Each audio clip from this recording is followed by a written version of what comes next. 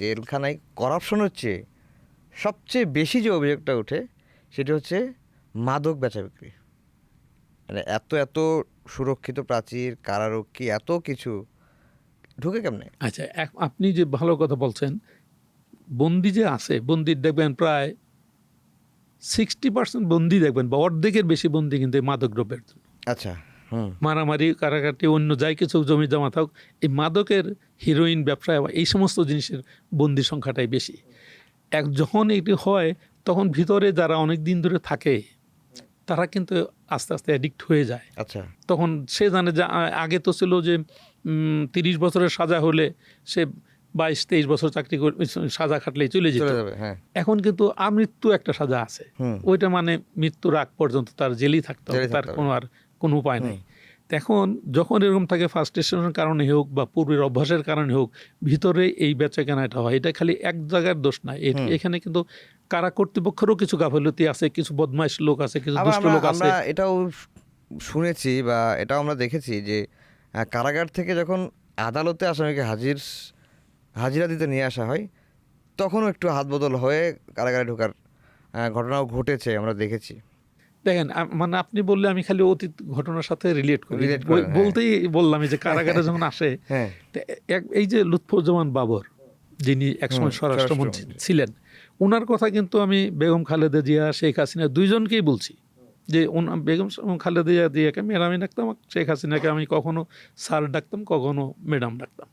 তাদের বলতাম যে লুৎফুজ্জামান বাবর উনি যে দলেরই হোক বা কি করছে না করছে, কোন দলের, ওইটা আমাদের কোনো ব্যাপার না। ওনাকে যদি স্বরাষ্ট্রমন্ত্রী হিসাবে আরও 2 বছর আগে পেতাম, তাহলে জেল কর্তৃপক্ষের জেলখানার যত কাজ, ভালো কাজ উনি করে দিয়ে গেছেন, এর জন্য আজীবন ওনার সবাই জেল কর্তৃপক্ষ এখনও মনে রাখে। কেন? ওই যে বললেন না যে নিয়ে যাওয়ার সময় হঠাৎ করে উনি একদিন, আমি এবং ব্রিগেডিয়ার জাকির, যিনি অত্যন্ত সৎ কর্মঠ, যার কারণেই আমরা কাজ করতে সাহস পেয়েছি এবং কাজ করছি। জি, ব্রিগেডিয়ার জাকিরের নাম জেলখানার উন্নতি বললে ওনার নাম আসবেই। আমাদের দুইজনকে ডেকে বললো যে আপনাদের আর্মি থেকে আনলাম জেলখানার সব কিছু বন্ধ করার জন্য, এখন ওই যে এই সন্ত্রাসীরা জেলখানার ভিতর থেকে কথা বলে, এটা কীভাবে করে সম্ভব? এখন ব্রিগেডিয়ার জাকির আমার মুখের দিকে চায়, আমি ওনার মুখের দিকে চাই, এটা কী করে করে? পরে খোঁজ নিয়ে দেখলাম যে মুহূর্তে কথা বলছে ওই সময় উনি জেলের ভিতর ছিলেন না, উনি ছিলেন কোর্টে। কোর্টের ব্যাপারটা হলো, কোর্টে নেওয়ার জন্য যখন বন্দিরা পুলিশের কাছে যায় তখন কারা কর্তৃপক্ষের আর কোনো দায়িত্ব থাকে না, তখন পুরোটা থাকে পুলিশের কাছে। এখন গাড়িতে ওঠার পর ওই যে প্রিজন ভ্যান যে দেখেন, ওঠার পরে দায়িত্ব হলো পুলিশের। ওঠার পরেই তারা হাতের হ্যান্ডকাপ খুলে ফেলে, মোবাইল নেয়, কথা বলে। তখন কিন্তু লোকজন জানে তো উনি জেলে আছেন। তো এইটার প্রেক্ষিতে আমরা তখন একটা কারাগারে ট্রেনিংয়ের ব্যবস্থা করলাম, এখন যেটা প্রিজন সিকিউরিটি ইউনিট, আচ্ছা, পিএসইউ যেটা বলে। হ্যাঁ, তখন তাদেরকে আমরা ওইভাবে শিখাইলাম।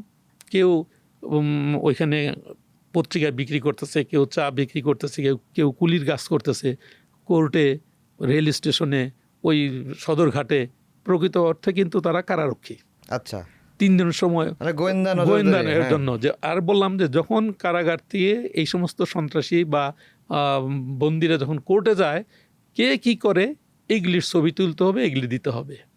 তখন তারা গোয়েন্দাদের নজরদারি করবে কে? তখন তারা গোপনে সব ছবি তুললো। ছবি তোলার পরে আমরা এই লুৎফুজ্জামান বাবর ওনারা দেখালাম যে স্যার আপনি যে আমাদের দেখেন, এই যে বন্দিটা বাইরে গেছে, যাওয়ার পর দেখেন হাতে তার হ্যান্ডকাপ, কিন্তু ওইখানে কোনো হ্যান্ডকাপ নাই।